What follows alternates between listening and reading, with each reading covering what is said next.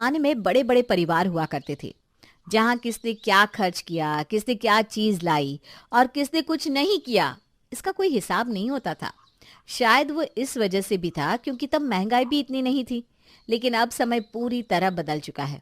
अब महंगाई की मार से लोग तो मर ही रहे हैं, लेकिन बड़े जॉइंट फैमिलीज में भी दिक्कत आना शुरू हो गई है। आजकल हर कोई सोच समझकर खर्चा करने लगा है, चाहे वो खुद के परिवार में ही क्यों ना हो। हमारे दिलीप और माया भी कुछ ऐसे ही हैं। दोनों नौकरी करते हैं और दोनों घर में हर चीज का हिसाब भी रख कर चलते हैं। माँ जी, ये लीजिए इस महीने का खर्चा, आप गिन लीजिए। तू वैसे भी सब कुछ गिन कर ही तो देती है माया बहू। कभी ज्यादा दिए है क्या आज तक पैसे? अब आप ही ने तो कहा है कि अगले महीने से ज्यादा होंगे पैसे, क्योंकि रवि की भी शादी होने वाली है, इसलिए घर का खर्चा भी बढ़ने वाला है। हाँ, मैंने रवि को भी कह दिया है कि अगले महीने से वो भी ज्यादा पैसे दे। अब घर में 100 चीजें होती है, राशन का खर्चा, कपड़ों का खर्चा, ये खाना बनाने वाले की पगार, कितना कुछ है। सबका खर्चा देखना पड़ता है ना। हाँ, अब सब घर में रहते हैं तो सबको देखना ही पड़ता है ना माँ जी।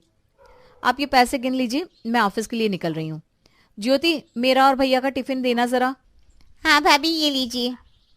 सब कुछ डाल दिया है ना, कुछ बाकी तो नहीं? नहीं भाभी, जैसा आपको पसंद है सब कुछ डाल दिया है।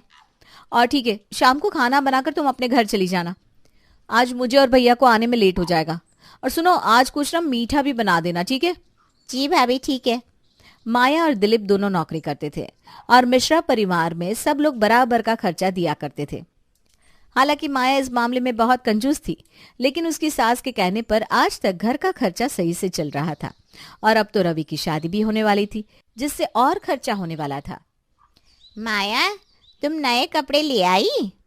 हाँ माँ जी, थोड़े बहुत ले आई, क्योंकि कुछ मेरे पास पहले से पड़े थे, शादी वाले सूट भी पड़े हैं, तो बस थोड़ी बहुत ले आई। पैसे बचाना अच्छी बात है माया, लेकिन कभी कभी खर्चा भी कर लेना चाहिए खुद पे। माँ जी, मुझे ना फिजूल में पैसे खर्च करना पसंद नहीं है। अब बस कुछ ही दिन में रवि की भी शादी हो जाएगी, तो घर में एक सदस्य और बढ़ जाएगा। और भी खर्चा है ना?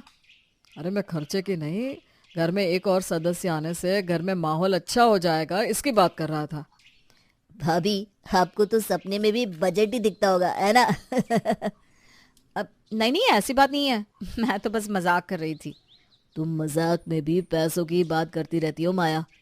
अब चलो, हंसी मजाक बहुत हो गया, शादी की तैयारी में लग जाओ। कल सारे मेहमान भी आ जाएंगे। जी माँ।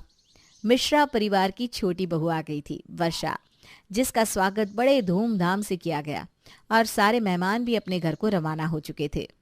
माया भाभी, खाने में क्या बनाऊं? एक काम कर, मलाई कोफ्ता, दाल तड़का, चावल और रोटी, और साथ में कटलेट और रायता बना दे। ठीक है भाभी। भाभी, मैं सोच रही थी कि अब मैं आ गई हूँ तो खाना मैं ही बना लिया करूँगी।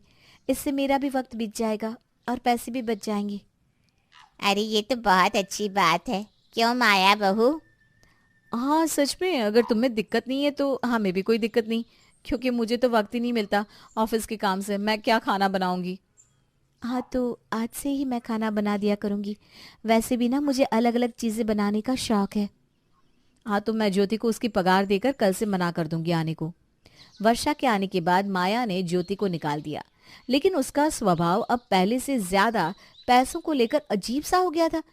अगर घर में छोटी सी भी चीज आती तो उसका बवाल बनाने लगी थी। अरे ये क्या है, इतने सारे फल कौन लाया है? भाभी, मैं बाजार गई थी ना, तो मैं लेकर आई।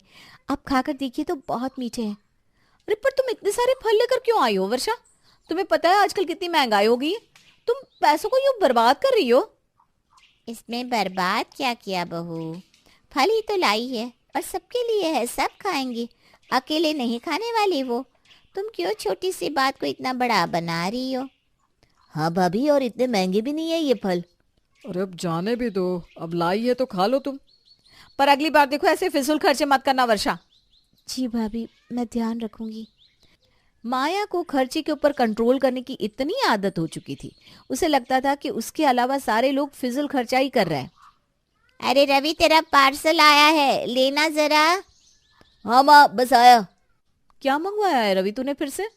अरे कुछ नहीं भाभी, वर्षा को अच्छे से चावल चाहिए थे, तो कुछ राशन का सामान ही मंगवाया है बस ऑनलाइन। क्या? ऑनलाइन राशन मंगवाया है? पर क्यों? वो नुक्कड़ पे बंसी की दुकान है ना, उससे क्यों नहीं मंगवाया? भाभी, वो उसके राशन की क्वालिटी अच्छी नहीं थी, इसलिए मैंने ऑनलाइन सामान मंगवाया है। इसकी क्वालिटी भी अच्छी है और स्वाद भी। वर्षा, तुम जब से इस घर में आई हो ना, तब से बस खर्चे ही किए जा रही हो। तुम्हें पता भी है पैसे कितनी मेहनत से कमाए जाते हैं? तुम्हारी वजह से हमारा राशन का बिल आजकल कितना बढ़ गया है। बस भाभी, आप वर्षा से इस तरह बात नहीं कर सकती। आपने कई बार वर्षा को खर्चे के लिए कहा है, पर मैंने कुछ नहीं कहा। लेकिन इसका मतलब ये नहीं कि मैं कुछ बोलूंगा नहीं। अरे तुम क्यों बोलने लगे? तुम दो लोगों के लिए भी एक को ही पैसे देने होते हैं। दिलीप और मैं दोनों के पैसे देते हैं और तुम दोनों बस आराम से उसे उड़ाते रहते हो। बस भाभी, अब बड़ी है इसका मतलब ये नहीं कि आप कुछ भी कहेंगी। मैंने कोई फिजूल खर्चा नहीं किया। आपकी और भैया के टिफिन में बहुत सारी चीजें जाती है, बस इसीलिए ऑनलाइन राशन मंगवा लिया। माया बस कर, अब छोटी छोटी बातों का बतंगड़ बनाना छोड़ दे। हमारे टिफिन में इतना राशन जाता है कि हम दोनों का खर्चा देना पड़ता है। तो ठीक है, हमारे टिफिन के लिए सब कुछ सिंपल ही बना देना। मैं भी देखती हूँ कितना राशन बचता है, और इस महीने से मैं महीने का खर्चा नहीं दूंगी माँ जी। ठीक है, तेरी मर्जी। और एक बात मेरी भी सुन ले, तू अब पैसे नहीं दे रही तो तुझे किसी को भी कुछ भी कहने का हक नहीं, समझी? चाहे रवि और वर्षा कुछ भी करे, तेरा उनके खर्चों से कोई लेना देना नहीं। ठीक है, मुझे मंजूर है। माया ने इस महीने से घर का खर्चा बंद कर दिया, और इसे देखते हुए कावेरी ने भी दिलीप और माया का राशन अलग से मंगवा लिया था, जिससे उनका टिफिन बनता था। वर्षा, टिफिन तैयार है क्या हमारा? हाँ भैया, ये लीजिए आपका टिफिन, और ये भाभी का। क्या है आज टिफिन में वर्षा? आलू की सब्जी और रोटी। और कुछ भी नहीं है। तेरी बीवी ने ही कहा है कि हमारे टिफिन पर खर्चा मत कीजिए, इसलिए इस महीने मैंने तुम दोनों का राशन अलग से मंगवाया है और लिख कर भी रखा है कि तुम दोनों का खर्चा क्या और कैसे हो रहा है।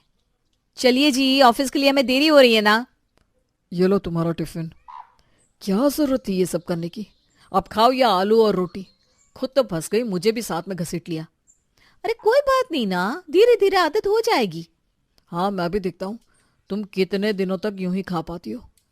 माया ने घर में महीने के कम पैसे देकर सोचा था कि वो अपना फायदा कर रही है, लेकिन उसे कहाँ पता था कि वो खुद को ही इस जाल में फंसा रही है। उसके टिफिन में जो दो दो सब्जियां, फल, नाश्ता और जूस जाया करता था, अब वो सब कुछ बंद हो चुका था, क्योंकि ये सब घर के राशन के सामान के साथ आता था।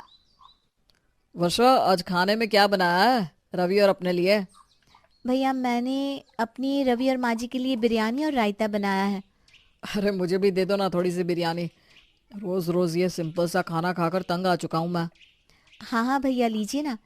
मैं तो आपको इसलिए नहीं दे रही थी कि फिर भाभी कहती हैं कि बिरयानी पे इतना खर्च कर दिया।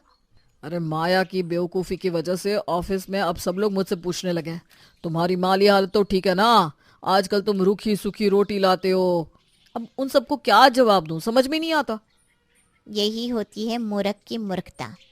माया बहू, तुम्हें ये तो दिख गया कि रवि और वर्षा में से सिर्फ रवि पैसा देता है, लेकिन तुमने ये नहीं सोचा कि ज्योति को हम खाना बनाने के 20,000 देते थे, जो वर्षा के आने के बाद बच गए।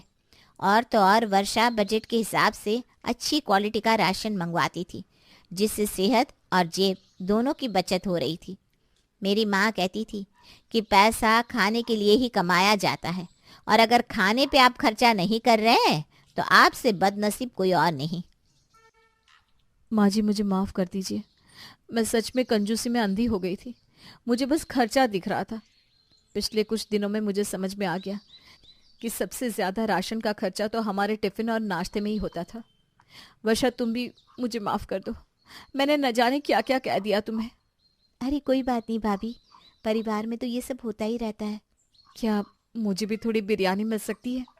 नहीं, पहले बिरयानी के 200 रुपये निकालो, चलो।